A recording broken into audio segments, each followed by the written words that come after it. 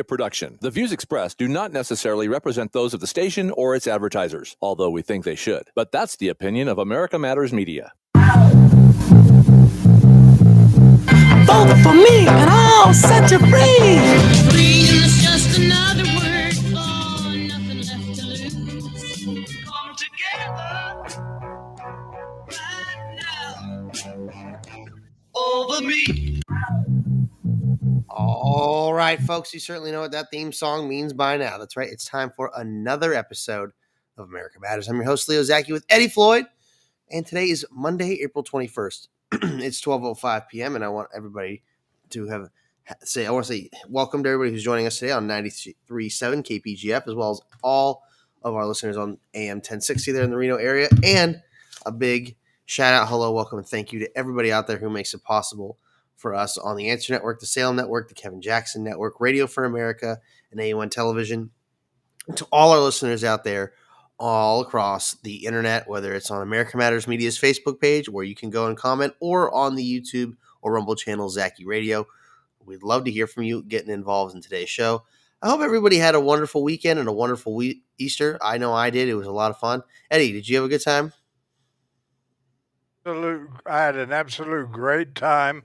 I did nothing but stay at home with my wife, and we just enjoyed the animals and took a nice walk up in the hills, and it was really a wonderful Easter weekend. We didn't want to go anywhere. We wanted to spend that weekend with one another, Leo. It's a nice thing to do. It's lovely. Just appreciate each other's time and just enjoy life. I love that. That Amen. Sounds really wonderful. Amen. What I did, you know how these last few shows we've broken up in segments. I've not only broken them up in segments, but we're going to be talking about some people as well. I want to reflect on a moving moment that unfolded during Easter weekend, the final public appearance and the passing of Pope Francis. Yeah, on Easter Sunday, April 20th, 2025, Pope Francis appeared for the last time before the public, standing on the balcony of St. Peter's Basilica to deliver the traditional blessing. Despite his visibly fragile state, the Pope offered words of hope and peace to the tens of thousands gathered in St. Peter's Square and millions more watching around the globe. You know, Leo, and you know this is plagiarized, he was a good man and he loved the world. Well, these were the words that Donald Trump, after learning of Pope Francis's death on Easter Monday, have signed an executive order to lower all U.S. federal flags to half-staff in honor of the pontiff. Wow. A mark of respect for a man who led the Catholic Church for more than 12 years. Wow. So the Vatican has confirmed that Pope Francis has passed away at 7:35 a.m. CEST time. So in his residence at the Domus Sancta Marte, his Easter Sunday blessing delivered just the day before became his final public act. His legacy is shaped by humility, social justice, and outreach to the marginalized. Now communities through remembrance, reflection, and mourning. Continues, As the Catholic world prepares for a new chapter, we remember a shepherd who walked with his flock to the very end.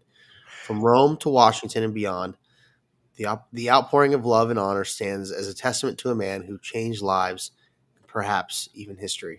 Wow. You know, Leo, I could be wrong, but I think he is the second longest serving Pope we've had, or pretty close to it. If he isn't, he's pretty close to it. Now, what I would like you to do is, if you don't mind, talk to me a little bit about Rockefeller. We're going from one end to the other. Absolutely. So, well, imagine a world where the structures of education and medicine are not just institutions for learning and healing, but are intrinsically intricately designed systems serving broader economic and social agendas.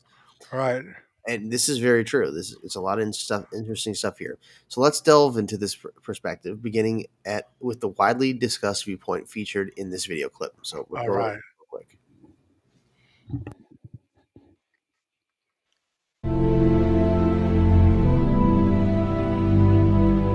John D. Rockefeller was one of the richest men in the entire world from the oil industry. And in 1903, he funded the General Education Board with a famous quote of saying, "I don't want a nation of thinkers, I want a nation of workers." The General Education Board's main objective was to create schools that focused on obeying authority, following rules, memorizing, not thinking, and breeding you to work 9-to-5 jobs for elite corporations. That is why we see the mundane subjects in school of things like math, English, and other subjects. And I mean, even look at our schools. They look like prisons. But here's where things get really messed up. John D. Rockefeller also funded big pharma and medical schools, with the initiative being from taking people from natural healing remedies towards pharmaceutical-based care. And from this, he created a perfect system. The schools create the workers. They work forever, which makes them sick. Then they have to take pharmaceutical drugs to stay alive. And from that, he makes endless money. Our education system is really just a monopoly. It is breeding workers so that the elites keep making more money. This is why it is more important than ever for us to wake up and choose you wonder where the indoctrination systems start? Well, that's where it started. So. Yeah, amen, brother. While some of these claims are debated, they open the door to a much deeper exploration of historical events, Leo. Absolutely. I mean, the best place to start is with some of these historical facts. So in 1903, John D. Rockefeller established the General Education Board with the mission to promote education across the United States. And while the General Education Board is aimed to improve educational standards, it also emphasized practical skills, particularly in agriculture and industry, aligning education with the needs of an industrializing nation. A notable quote from the General Education Board in 1913's publication, The Country School of Tomorrow, reflects this focus. We shall not try to make these people or any of their children into philosophers or men of learning. The task we set before ourselves is very simple: to train these people as we find them to be a perfectly ideal life just where they are. Wow. This approach clearly suggests an education system tailored to produce a workforce suited for existing societal roles rather than fostering critical thinkers. So we'll talk a little bit more about this when we come back from our first break. I'll talk to you a little bit about the Flexner Report and medical education and how that's impacting us even today. So with that, I'm Leo Zacky with Eddie Floyd. We'll be right back. At A Proper Fit Footwear in the Reno Town Mall, we've been accomplishing happy feet for over 30 years. We offer a various range of shoe styles and sizes for both men and women. From all-season shoes and orthotics to work boots and safety shoes, our professional and reliable staff possesses the knowledge to help you find the proper shoes to fit your needs. Hard to fit?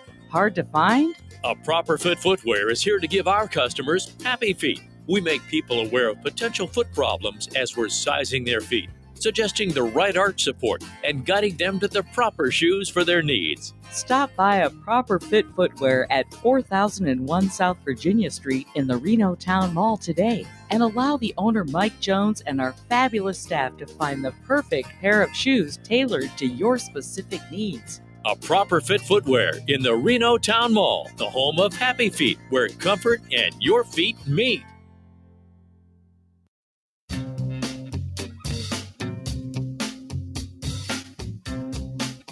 Hi, this is Eddie Floyd. Let me tell you about my favorite non-profit public charity, Wainema Wild Horse Sanctuary, located on the Forsyth Ranch in Hallelujah Junction area. And please go to www.wainemaranch.com. That's WYNEMA ranch.com.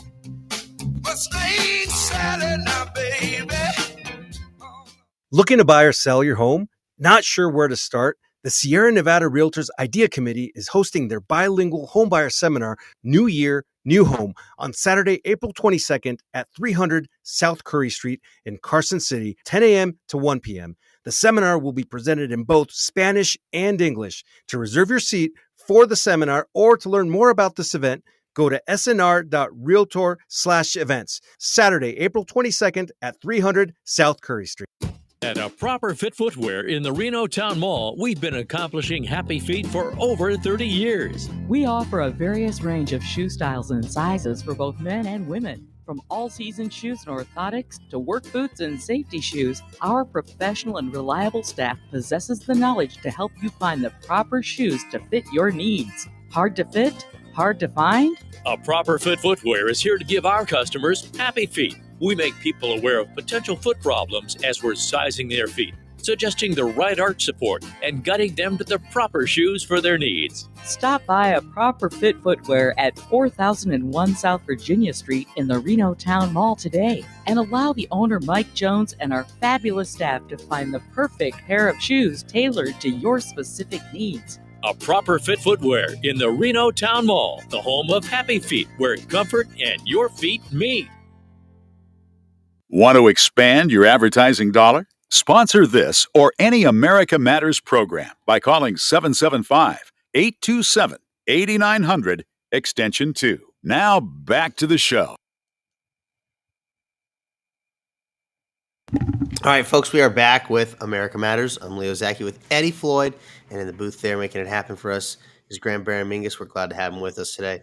And before we went to that first break, we let you know about the passing of the Pope. And also, we've been talking a little bit about what's going on with how our education system has, well, the history and behind how it's become the indoctrination system that it is today. Right. I told you guys I was going to get to the Flexner report here in medical education. So if you don't mind, I'll continue on unless you had something, Eddie. No, please do. I'm learning every minute. Okay. So in 1910, Abraham Flexner published a report that revolutionized medical education in North America. Commissioned by the Carnegie Foundation and supported by Rockefeller funding, the Flexner report advocated for higher standards in medical training, emphasizing scientific research and clinical practice. While the report led to significant improvements in medical education, it also had unintended consequences. Well, the closure of many medical schools, particularly those serving women and minorities, marginalization of alternative medical practices like homeopathy and naturopathy, a focus on disease treatment over holistic and preventative care, and these changes contributed to a healthcare system more aligned with pharmaceutical inventions rather than comprehensive wellness. This all led to the rise of the pharmaceutical interest, and Rockefeller's influence extended into the pharmaceutical industry because of all the oil that they produced. Because, well, all these petrochemicals come from oil, and this is where they're derived from. So by funding medical research and institutions, he played a role in steering the medicine towards the model that favored pharmaceutical solutions. A shift aligned with interests of emerging pharmaceutical companies, leading to a healthcare system heavily reliant on medication. These historical developments suggested a pattern: educational and medical institutions evolving in ways that serve broader economic structures. While the intentions behind these systems changes were complex, understanding their origins helps us critically assess the systems that we navigate today. So understand that there is a lot of funding that is involved in these schools that come from private, enterprise. And, these are some of the things that we talked about last week with, how Harvard has a $50 billion endowment fund. Right. And so these schools back in the day, over 100 years ago, were getting financed by people like Rockefeller, and they wanted to make sure that they didn't have a nation of thinkers. They didn't want to train critical thinkers. They wanted people to work the machines and work the fields and not ask the hard questions. And then the shift with doing away with naturopathy and homeopathy was what led them to being able to produce all these medicines. And people didn't, and that's why we become so much more sick, because people aren't getting the nutrients and the wellness that they need all the time. And that when they're ill, they're indoctrinated to just taking Western pharmaceutical medicine to fix whatever ails them. The reality is that our bodies are so powerful and our immune systems are so powerful that we are designed to ward off diseases, and we're able to fight and heal ourselves. Our bodies have the power to heal ourselves. But if we don't give ourselves the right tools to do it with, and the raw resources and materials, it becomes very difficult. And then when we become reliant on drugs, don't get me wrong, there are certainly good medicines out there, but there are some that unfortunately are being pushed on us. Think about all the antidepressants and and things like that are out there that people are taking because of depression, something so broad like that, or the diagnosis of ADHD and all the medications that go into that, and how people are just being essentially pushed all these drugs. And it's a profit. It makes profit for these companies that produce it because they can patent that. But what they can't patent are natural remedies, things like ginger root or honey or you name it. I mean, there's all sorts of natural plants out there in the world that, if used in the right way, can help alleviate symptoms and treat diseases. Right.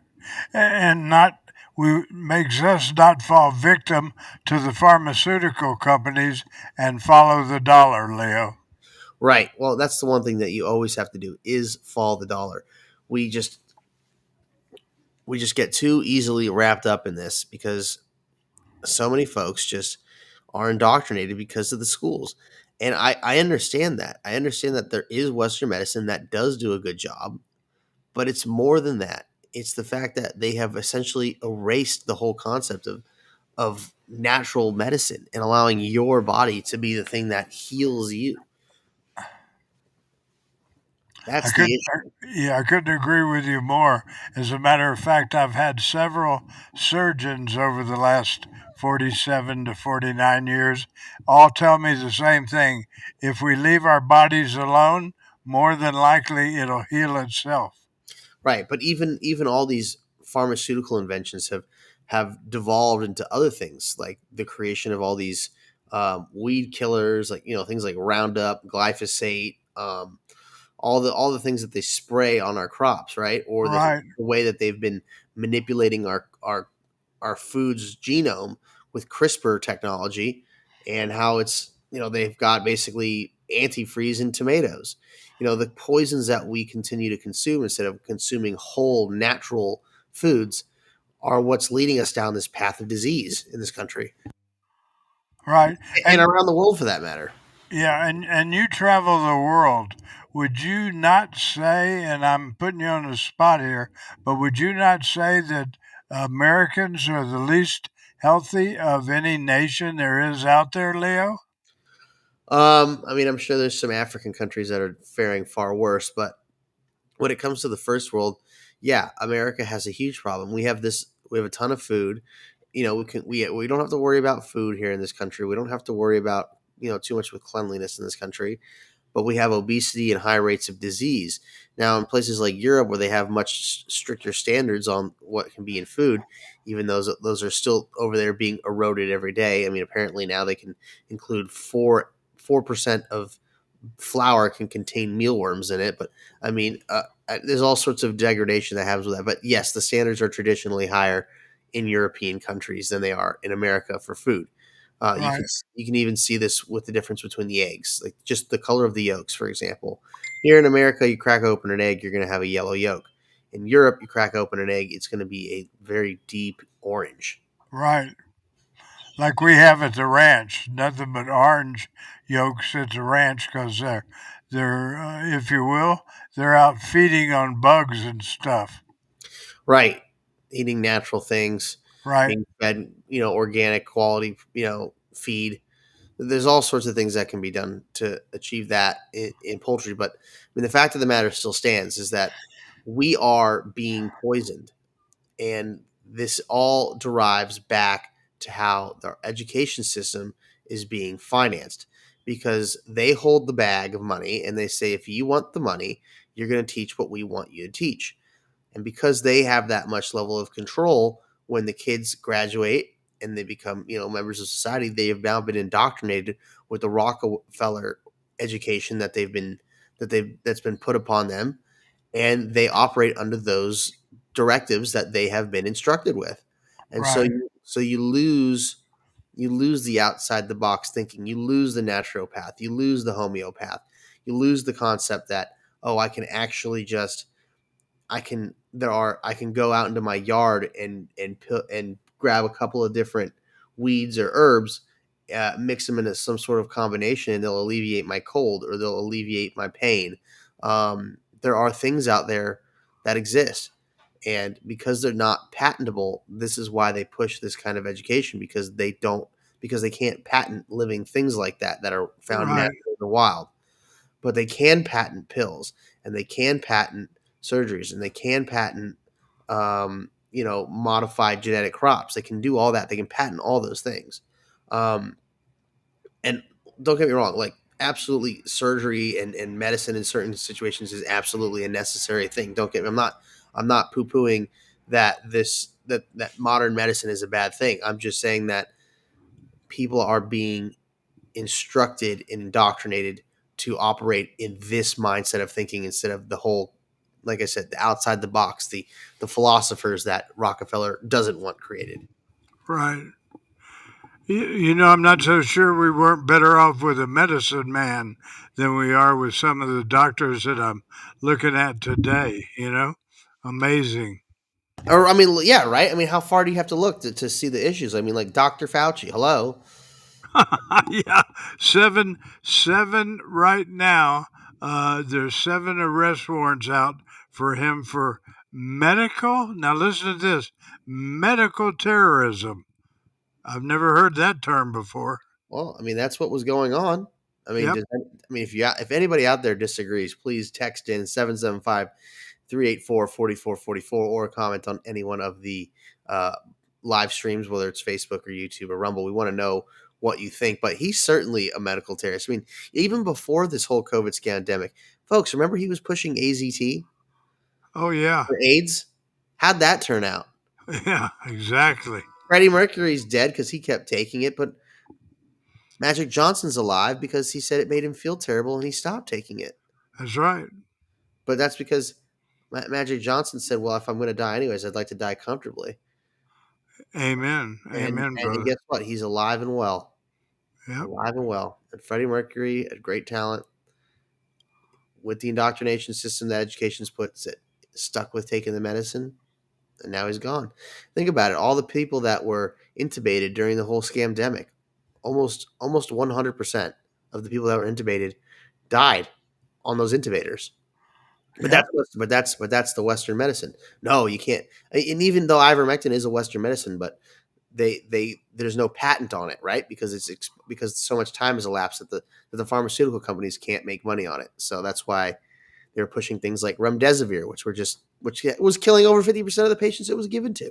Sure. I've never had a surgeon or a doctor tell me every time we talk about Shari being in the hospital, they say, do not let her stay overnight. Take her home, Eddie. Don't let her stay in that hospital.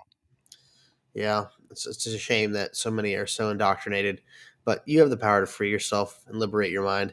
So we're going to take our bottom of the hour break here on America Matters. I'm Leo Zacky with Eddie Floyd, Grand Baron Mingus. We'll be right back.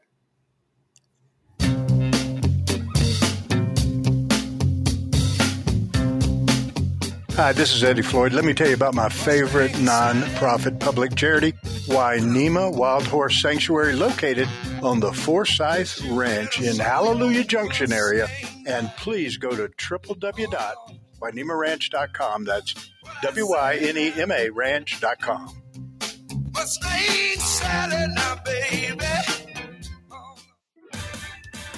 Sliced fresh sandwiches every day, made right before your eyes. The port of Sub's way could be a smoking number 5 or a classic number 8, or maybe an Italian is your number 1 fave. Whatever you crave, prepare to fall in love. Sliced fresh sandwiches, port of Subs.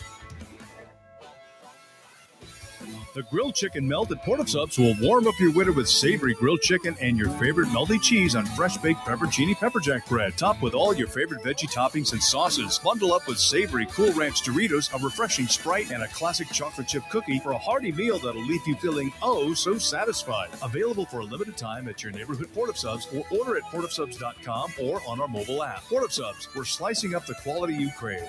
whatever yummy number you're dreaming of. Sliced fresh sandwiches, Port of Subs. Barbecue, the Butcher's Kitchen, would like to thank every customer for your loyalty and continued support through these challenging times. Call for takeout and delivery of rib tips, brisket, ahi, tuna, roasted veggies, and much more. Barbecue is open from 11 to 7, Monday through Saturday, and delivers hot food safe and healthy. Call 499-5855 for details. 499-5855 Barbecue, as featured on diners, drive-ins, and dives. Get real. Get into Barbecue Reno. Are you tired of soaring energy bills and seeking a more sustainable way to power your life?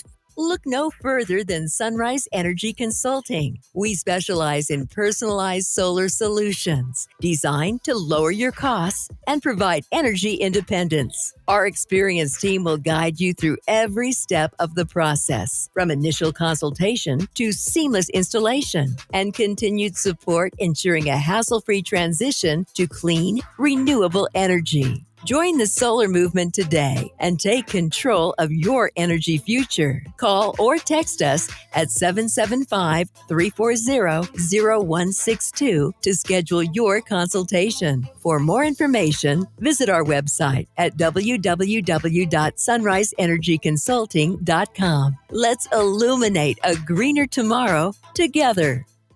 Unable to listen to the whole show? A recording of today's program will be available later today. Visit americamatters.us and click on the podcast link. Now back to the show. All right. Oh, there it is. All right, folks, we're back with America Matters. I'm Leo Zacky with Eddie Floyd and Graham Baron Mingus. And, we've been talking about the indoctrination system of our education. Yeah, I'm going to have to go to the expert on this one, Leo, because you'd be the one that'd have to tell me something that a lot of folks don't realize until it's way too late. The Medi-Cal Estate Recovery Program in California, my friend. Yeah, so if you or a loved one is receiving Medi-Cal, especially for long-term care, you're going to want to listen closely to this. There could be some big implications for your estate after death. Here's the deal. If someone receives Medi-Cal and then passes away, the California Department of Healthcare Services, or the DHCS, may try to recover the costs of care from that person's estate. Not always, and not for everyone. But if the deceased was 55 or older when they got services like nursing facility care, home and community-based services, or related hospital prescription drug services, then yes, estate recovery could come into play. Wow. I mean, this is a biggie. You know, not all property is subject to estate recovery, but the DHCS can only go after what's in a person's probate estate. Things like property in a living trust, joint tenancy assets, accounts with named beneficiaries, anything with a transfer on death clause. Those usually avoid probate and therefore can't be touched by the DHCS. So I highly recommend investing in a living trust. If your name is the only one on the title to your house and it's not in trust, yeah, that could be fair game. So there are a few clear exemptions. The DHS will not pursue recovery if the person who died is survived by a spouse or registered domestic partner, a child under the age of 21, or a child of any age who is blind or disabled. So these protections are written into California law, and the person handling the estate, usually the executor, needs to notify the DHCS within 90 days of death using a notice of death form along with a copy of the death certificate. Now, let's talk about the flip side, because this program is not without controversy. Low-income families are disproportionately affected. People often don't know about estate recovery, and when they find out, it's often too late. Sometimes the only family asset, like a home, has to be sold to pay off the Medi-Cal. Wow. It's awful. They're very predatory in that way. And there are also fairness issues. Those with money and estate planners can avoid recovery, and others can't. So there's a widening equity gap. And let's talk about, the efficiency. Nationally, estate recovery only brings in about 0.1% of Medicaid expenditures. That's right. For all the heartbreak, it barely moves the budget needle. Wow. And advocates are calling for reforms like better transparency, more exemptions, or even scrapping recovery altogether for basic care. Wow. And if you're worried about this, and honestly, a lot of people should be, there are a few things you can do. Set up a living trust. Add beneficiaries to your accounts. Consider joint ownership on real estate. And look into the hardship waiver if your family will qualify after your passing. And of course, consult with an estate planning attorney. They'll know how to help you navigate the rules and protect your assets. This is something that is paramount. Make sure you have a living trust. My family has one. It is very important to do. It will help keep your wealth after your loved one's death. It is very important. The whole point of creating wealth is to keep it in the family so that future generations don't have to struggle the way that our parents and grandparents and so on and so forth had to. That's the whole point. Generational wealth is not a bad thing. It's a very, very good thing. But the government wants to get their vicious little claws on every little dime that they can. Right. Don't let them do it because they're already mismanaging the funds like hell. And so why would you want them to have more money to mismanage, especially money that they're not entitled to unless a tragedy occurs.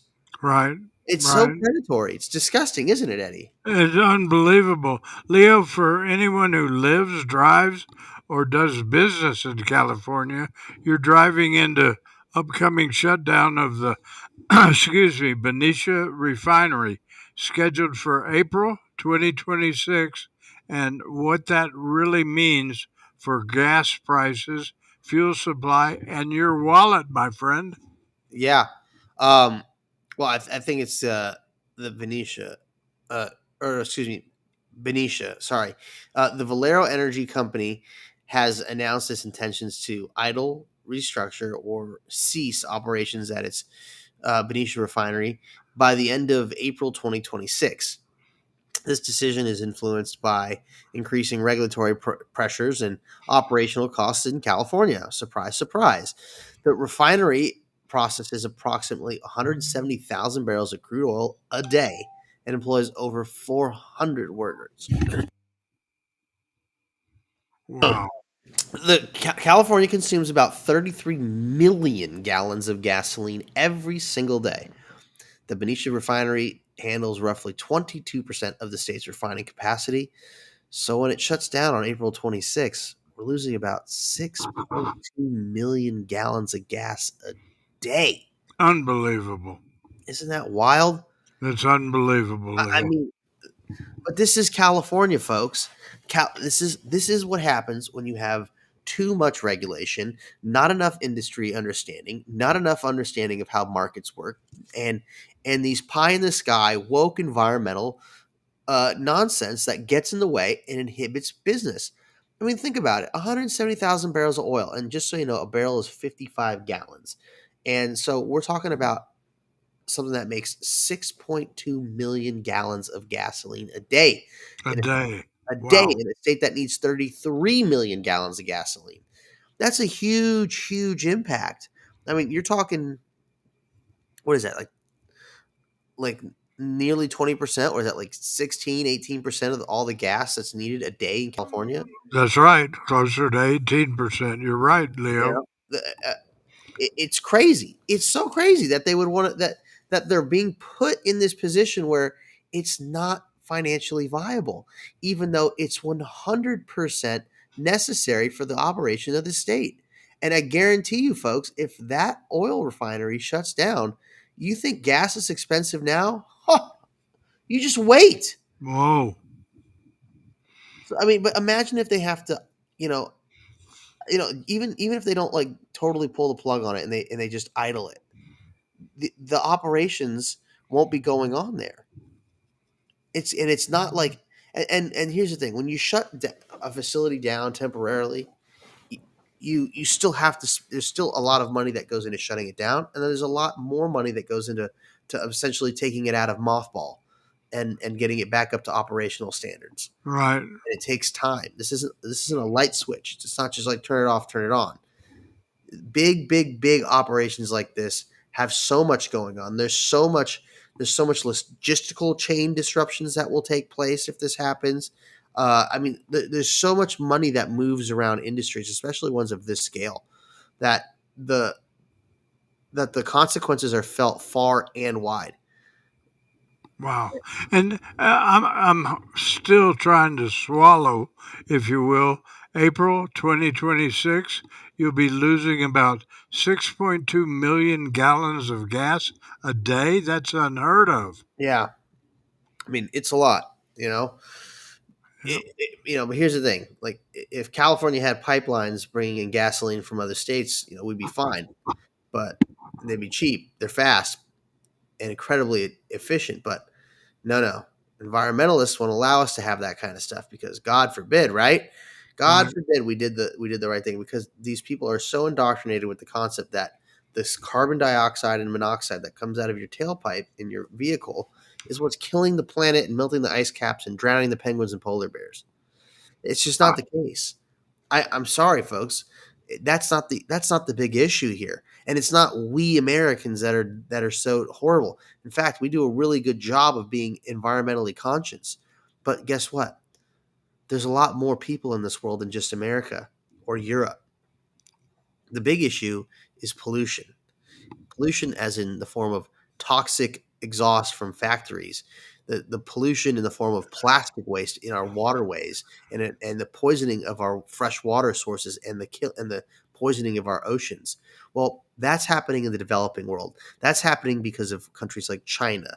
That's happening because instead of investing in clean technology and more efficient, better technologies and services in the third world, because it's not the smart thing to do, because these countries and these governments don't they're not to be trusted, and if they see something's profitable, they just steal it from somebody. So we don't have fair business practices, and that's why when the tariffs come into effect and people are arguing about that, and Mr. Wonderful comes on and says, no, negotiate with China and make them play by our rules and make them respect our patents, that kind of stuff. Right. Right now, people are being poisoned by the actions of other countries. Our planet is being poisoned by the actions of the developing world and China. It's not the exhaust coming out of your car. I'm telling you, it is the poisonous and toxic materials that are being burned and buried and dumped that are hurting this planet more than anything. I agree. So turn your attention to foreign entities and harp at them. But anyways, we're going to continue talking about this when we get back from our last break here. I'm Leo Zacky with Eddie Floyd and Graham Baron Mingus. We'll be right back.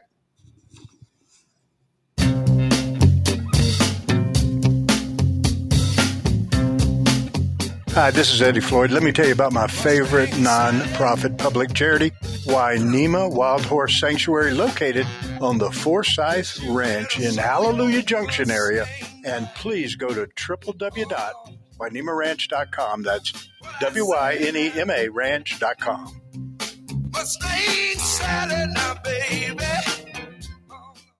At A Proper Fit Footwear in the Reno Town Mall, we've been accomplishing happy feet for over 30 years. We offer a various range of shoe styles and sizes for both men and women. From all-season shoes and orthotics to work boots and safety shoes, our professional and reliable staff possesses the knowledge to help you find the proper shoes to fit your needs. Hard to fit? Hard to find? A Proper Fit Footwear is here to give our customers happy feet. We make people aware of potential foot problems as we're sizing their feet, suggesting the right arch support, and guiding them to the proper shoes for their needs. Stop by A Proper Fit Footwear at 4001 South Virginia Street in the Reno Town Mall today, and allow the owner Mike Jones and our fabulous staff to find the perfect pair of shoes tailored to your specific needs. A Proper Fit Footwear in the Reno Town Mall, the home of happy feet, where comfort and your feet meet. Hi, I'm Dr. Dennis Patterson. I'm the founder and owner of Nevada Advanced Pain Specialists. At Nevada Advanced Pain Specialists, we take a comprehensive approach to treating patients with chronic pain in the greater Reno, Tahoe area. We believe in the biopsychosocial model. This means we use multiple disciplines such as massage therapy, physical therapy, behavioral health, and medical treatments to treat your chronic pain. A plan of care is tailor-made for each individual patient. We always recommend conservative care first, but offer minimally invasive treatments when necessary. We are your one-stop shop. If it hurts, we can help. We pride ourselves in providing passionate care and making you feel welcome and understood. We are located in Reno and in Sparks, so give us a call to schedule a new patient consult at 284-8650. Again, that's 284-8650. Or visit our website at nvadvancedpain.com. We hope you choose Nevada Advanced Pain Specialists to be your center for injury rehabilitation. nvadvancedpain.com, 284-8650. Barbecue, the Butcher's Kitchen, would like to thank every customer for your loyalty and continued support through these challenging times. Call for takeout and delivery of rib tips, brisket, ahi tuna, roasted veggies, and much more. Barbecue's open from 11 to 7, Monday through Saturday, and delivers hot food safe and healthy. Call 499-5855 for details. 499-5855 Barbecue, as featured on diners, drive-ins, and dives. Get real. Get into Barbecue Reno. Are you shy and don't want to talk on the air? Text us your questions or comments to 775-237-2266. Now back to the show. Leo, I wanted to jump in real quick because you mentioned pipelines. Were you talking in any reference at all about Washington or Alaska? Well, California already imports a significant portion of its crude oil from Alaska and Washington, and however, expanding that supply faces noticeable constraints. But the importance of pipelines is that, well, right now California doesn't have any to bring them into the state, so instead we rely heavily on rail transport and more likely oil tanker ships. Your average gasoline tanker holds about 12.5 million gallons, so to cover the 6.2 million gallon shortfall, we basically need one full tanker every other day docking in California. Wow.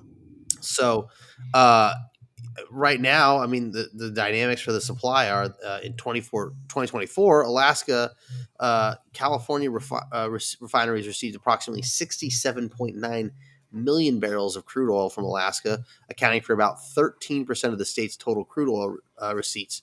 And Alaska's production has been declining with the transatlantic pipeline system that operating was at reduced capacity.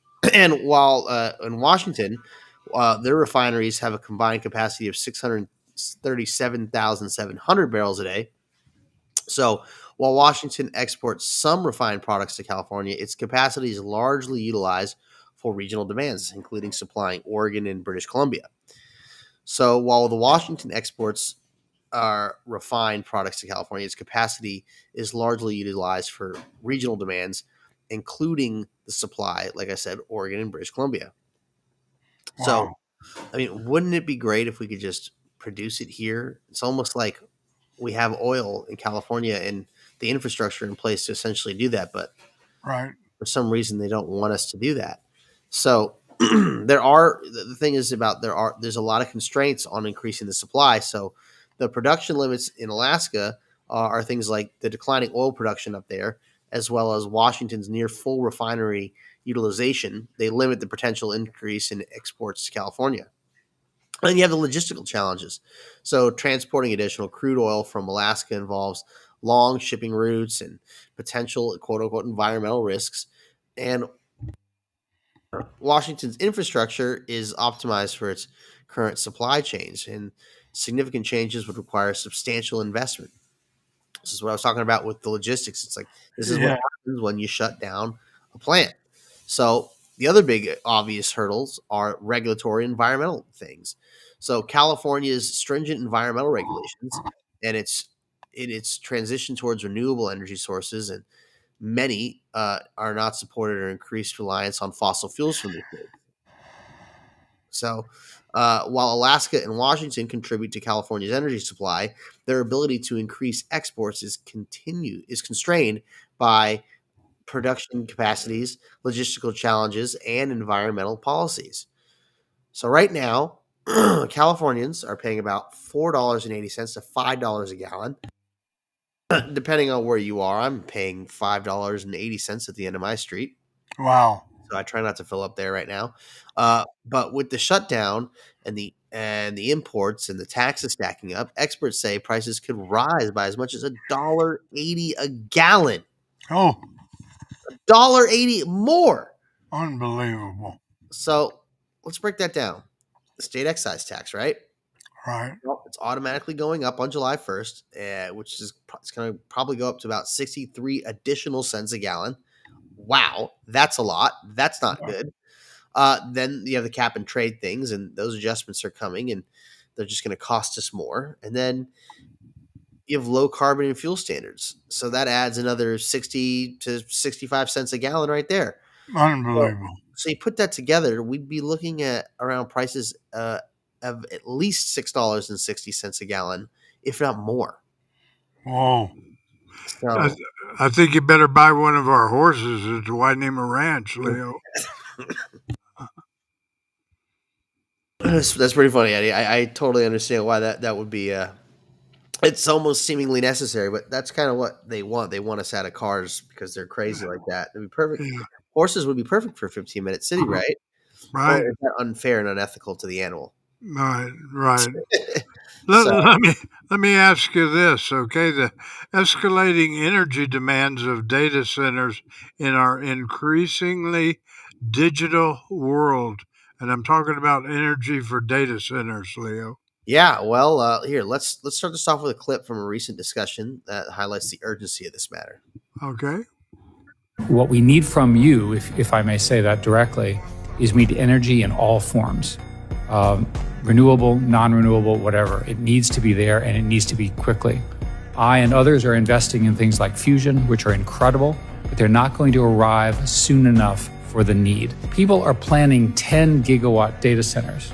Now, just to do the translation, an average nuclear power plant in the United States is 1 gigawatt. How many nuclear power plants can we make in 1 year where we're planning this 10 gigawatt data center? Gives you a sense of how big this crisis is. Many people think that the demand of energy part that our industry takes will go from 3% to 99% of total generation. One of the estimates that I think is most likely is that data centers will require an additional 29 gigawatts of power by 2027 and 67 more gigawatts by 2030. Gives you a sense of the scale that we're talking. These things are industrial at a scale I have never seen in my life. In the terms of energy planning, the current model is mostly natural gas, peaker plants plus renewables, and that's probably going to be the path we're going to have to follow. We have a bunch of regulatory issues around fixing the energy grid. It takes, on average, 18 years to get the power transmissions and so forth to put these things in place. We need to find federal ways to preempt that and make it happen faster in order to deal with the needs. Leo, as governor. Yeah, well, that's the reality, folks. Yep. So, as mentioned, a standard nuclear power plant in the United States generates about 1 gigawatt of electricity. So, wow. Powering a 10 gigawatt data center would require the equivalent output of 10 nuclear power plants. So, according to the U.S. Department of Energy, data centers accounted for about 4.4% of the U.S. total electricity consumption in 2023, with expectations to rise between 6.7 and 12% by 2028.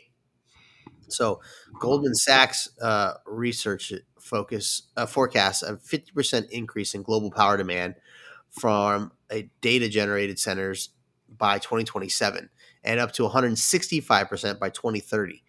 So one of the critical challenges is the time it takes to build the necessary infrastructure, constructing new high-voltage transmission lines in the U.S., and it can take 10 years or more. Wow. This lengthy process hampers our ability to meet the growing energy demands, correctly? Oh, absolutely. In response to this, some states are exploring solutions. For example, Arizona is considering allowing data centers to generate their own power to alleviate pressure on the state's power grid. And meanwhile, in places like Illinois, they're debating on legislation to mandate greater transparency in energy and water usage by data centers.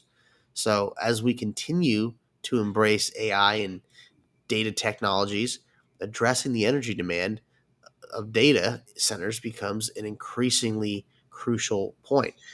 Balancing technology and the advancement with sustainable energy practices will be, well, key to the future. But this is why we always talk about the need for stable power sources, because the energy it takes, because people they often ignore the behind the scenes components that actually make our modern day society run.